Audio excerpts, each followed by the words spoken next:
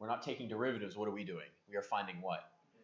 Antiderivatives. We're going the integrals. It's fine. The same word. We're going the opposite direction. Here's the thing. How many different ways do we have for taking a derivative? We have the power rule. What else do we have?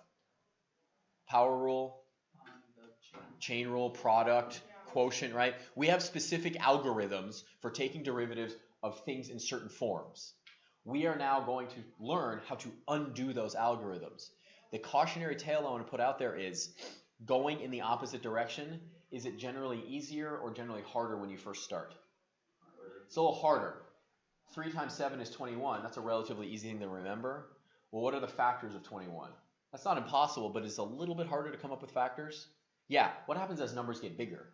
It gets much harder, right? If I said 32,485 and said that was the 2 prime numbers multiplied together, it would take you a while even with a calculator. Multiplying 2 3-digit numbers together is easy. Factoring 2 3-digit numbers, much harder. So similarly, taking derivatives is, quote, easier than finding integrals, at first at least, at first. Undoing things can be a little bit more challenging, but once you practice it, it's not that bad. So when we look at this right here, what you're doing is to evaluate, to find the area under the curve. If you're doing it by hand, it entirely comes down to, can you find the function whose derivative is f?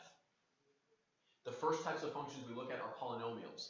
Finding the derivatives of polynomials, pretty straightforward. Finding the integrals of polynomials, actually pretty straightforward. Other functions, it gets more complicated.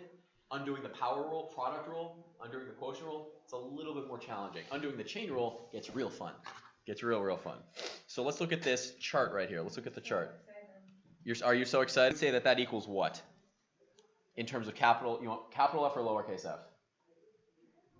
Capital F evaluated at 4 minus capital F evaluated at 0. Exactly. Do we have that chart right here? Do we have those numbers? What are those numbers, Lizzie? 4. It's negative 7. So it's negative 7 minus what? 1. Minus 1. So it's going to be? Negative 8. So if you have a chart like this, you can do that.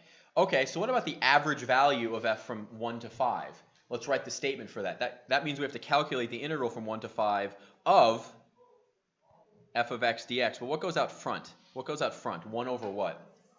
5 minus 1. So that's going to be 1 over 4 times capital F evaluated at what? 5 minus f of 1. So you have to look at your chart again and say, do we have 5 and 1? Yeah, what is that? It's going to be 1/4 of, what is it? Negative 14 minus what? 2. So that's going to be 1/4 of negative 16, which is negative